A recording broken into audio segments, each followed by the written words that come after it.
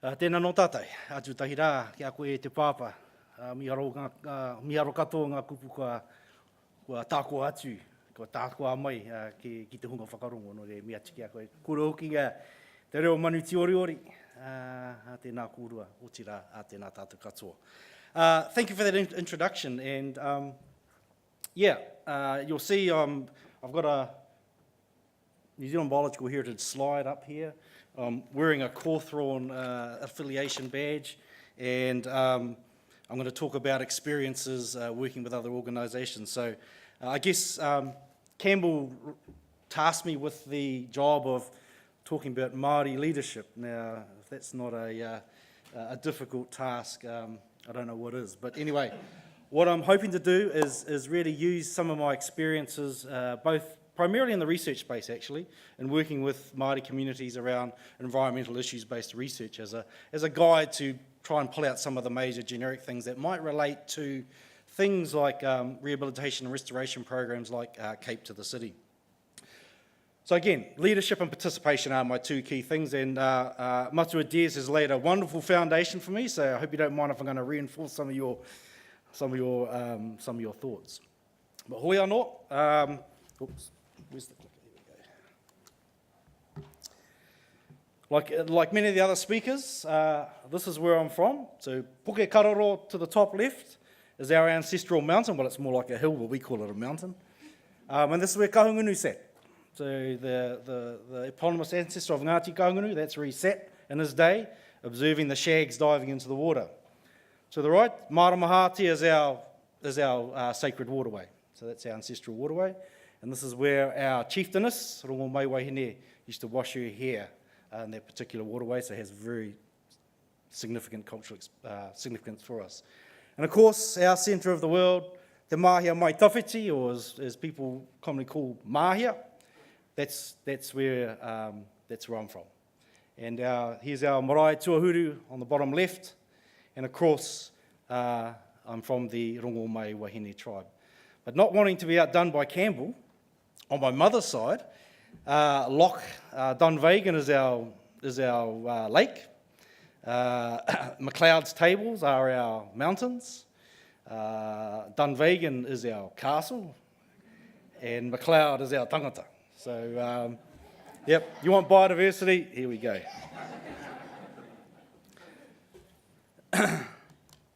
I guess just a little bit more just about me. I'm a freshwater ecotoxicologist by training, so I do feel literally like a fish out of water coming to a biodiversity conference.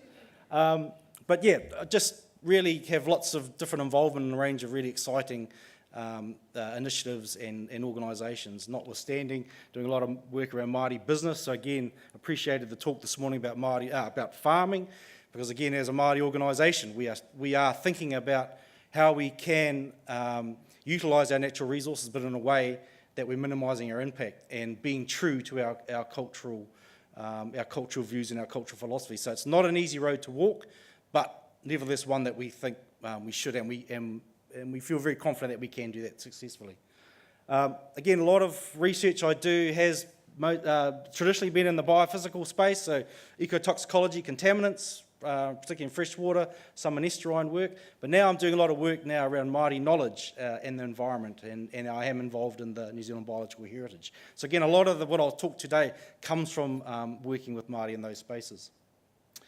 I guess the other key thing is that actually what I'm going to say really isn't rocket science, and it's amazing when you talk to people just how concerned and how uptight they are about dealing with Māori, and in fact what I'm saying is it's actually no different to how you would deal with other there might be a few little cultural nuances, but effectively at the baseline, it's how you would deal with others. So hopefully some of those messages come through today. I just wanted to kick off with this whakatauki that is actually, I think, is from these parts. E hara taku toa I te toa takitahi. Engari taku toa I te toa takitini. So it's effectively saying, my champion or my success is not due to my own. It is in fact due to the contribution of the multitudes. So again, I think in terms of looking at ecological restoration, this is actually a very key sentiment to take. And I've just taken a snapshot from the website there, which really encapsulates that as well. For Cape to City to flourish, it will take the understanding and the effort of the community at large to carry our vision into the future. And this has been a message that's been really reinforced this morning. So, and I think just touching on what Te Radar said is that this type of, you as a researcher and a practitioner community, the types of steps that you've made in the last 10 years, it's sort of easy to forget just how far you as a community have come. And I think for myself being involved in research and in science and in that space, it really is, and I think we should stop and smell the roses and just really look at how far we have come. Because as Te Radar says, you go to some of the other conferences around, and I go to other conferences, and they are still in the dark ages. So again, I think just to acknowledge and a pat on the back is I think important every now and then. But carrying on from that statement is the fact, Māori are a significant part of the community, and so their participation and leadership is actually vital in order to really reach the pinnacles of success and what success can look like. So I've sort of taken this very crude wording, but again, talking about Māori being involved in Cape to City, or it could be for any restoration project for that matter. And I think, the value proposition really is around Māori, and it's been mentioned before. Māori have had a millennia of association with the natural environment and the natural resources. And I think, that in itself has changed or altered, not changed, but influenced the nature of the people. And again, that was talked about this morning about how environment influences people. And this is a well-known fact that amongst Māori is that if you're from a certain part of the country, depending on the environment. So my wife's from Ngāti Porou, and they're all rough buggers up there. And so when you say, no Ngāti Porou, they go, ooh. So again, the notion of environment influencing the nature of even down to the characteristics of a people. So, very, very important in terms of influencing our culture, influencing our thinking, influencing our philosophies, and also our outlook on life.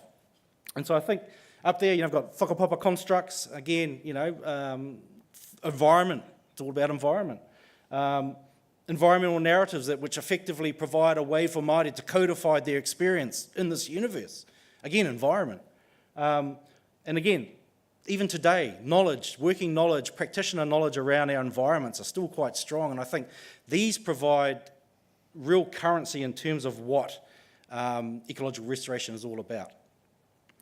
So again, all of these things combined can provide an amazing blueprint for ecological and rehabilitation projects like Cape to City. And here's a graphic. Here's a graphic that really just illustrates the notion of humans in environment, not humans and environment. And again, this is a really strong environmental ethic you'll see right throughout Māori culture.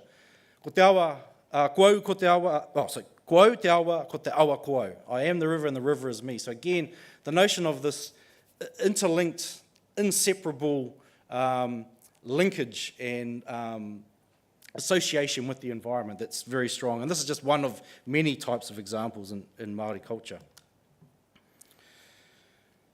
Again, Māori are your best partners when it comes to ecological restoration projects. By the very nature of what you're trying to do, they are long-term, and Māori are long-term. So Māori, and we talk about mana whenua are related to a particular place, and they're not going anywhere. So we often say, some people can come from overseas, or they have a home to go, but they can trace their way back somewhere. For us, this is our home, we don't go anywhere. So again, the notion that there's real value in terms of associating with people, in terms of consistency, in terms of consistent engagement with any particular work or any particular projects. Māori have a cultural psyche that I think is, as I said before, inextricably bound to the environment, and this psyche really underpins a lot of our social, our cultural, our economic aspirations and views. It underpins our spiritual and materialistic linkage to the world. So I think all of these things really indicate that Māori are really, really heavily invested in environment. And so I think any types of things around our environment, we're obviously very interested. And I think in terms of partners, a great partner for the long term. But really the key question, that's all well and good, and I think maybe I'm talking to the converted to some degree, but the key question is, how do you give expression to Māori leadership and Māori participation? If there's three things I want you to take home from this talk, it's representation, it's relationship, and it's equity. So if the rest of my talk is blah, blah, blah, just remember those three things, and hopefully you won't go wrong. So obviously there's a huge opportunity for Māori in mana whenua to participate in ecological restoration, and there's also a huge desire to. But I think the key issue facing is that how do you give expression to that? How do you give expression to Māori leadership in that space? How do you encourage participation?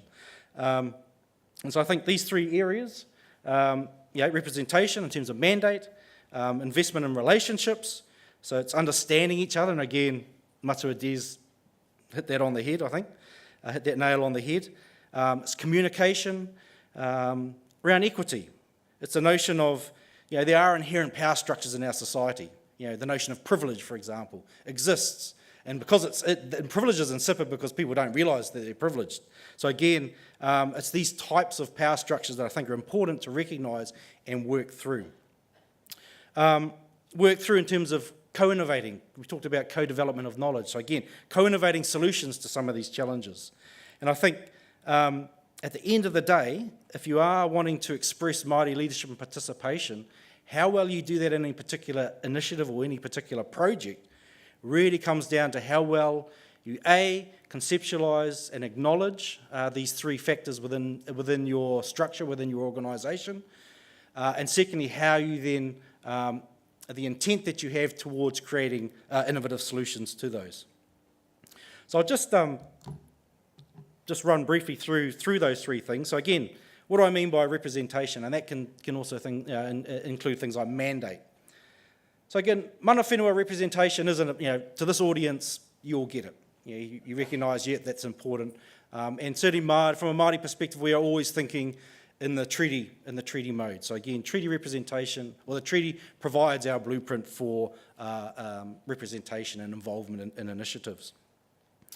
And so there is an expectation that we will be involved, for example, in decision-making situations. And I always remember a saying from Aroha Te Pareake Miri, who said, in terms of commenting about lack of Indigenous representation in decision-making positions, he said, if you're not at the table, you're probably on the menu. So I think there's probably a lot in that. But again, it's about, okay, so we acknowledge that, and we need to get that appropriate representation. But sometimes that's not always easy to do. Particularly here, and this may be a point relevant to the Cape to the City, is that involvement of people in the southern part of the bay here. They're currently undergoing Treaty Waitangi claims, so their priorities are sort of pretty much were focused around that. So it's not that they don't want to be involved, it's really that Māori organisations often are maxed out with priorities.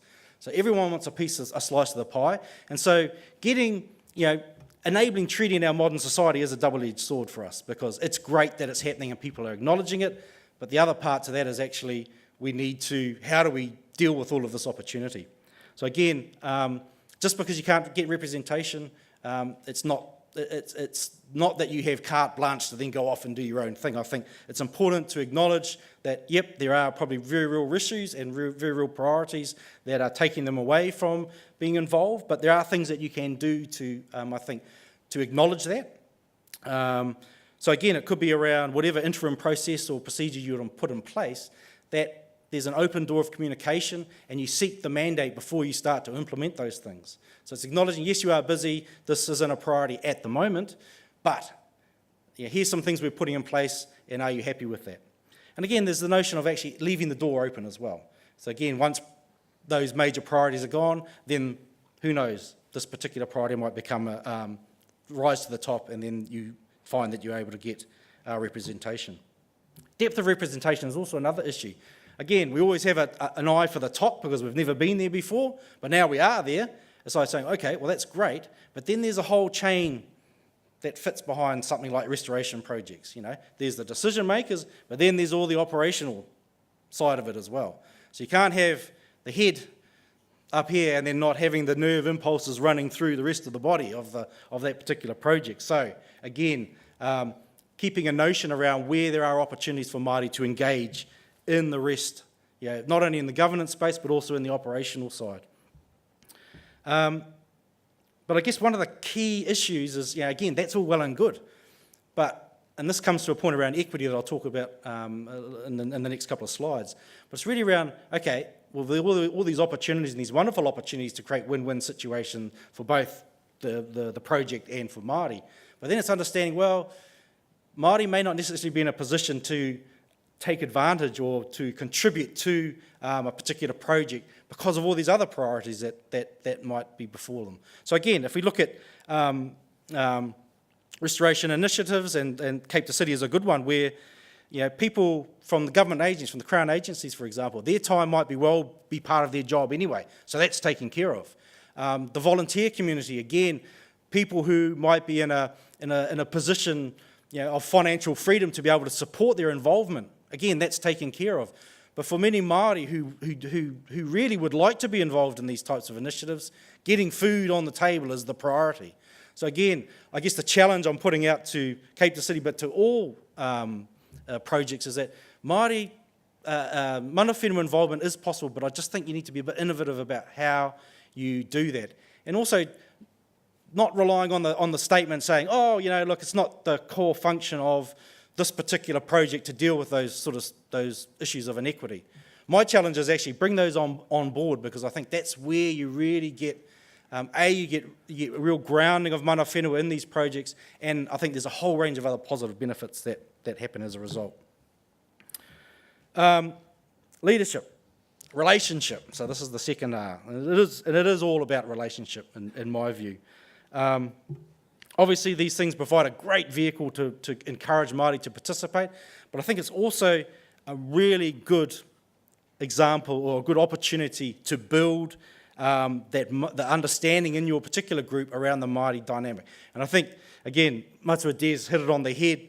How many people knew what was going on with the pōhuri procedure this morning? So again, I think relationships and understanding each other is really critical in terms of growing that mutual understanding. It is upfront investment, no doubt about that, but in terms of if it's done well and there's an ongoing commitment, that's got really long-term benefits.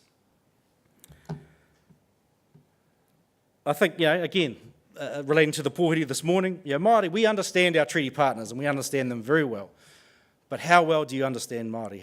How well do our treaty partners understand Māori?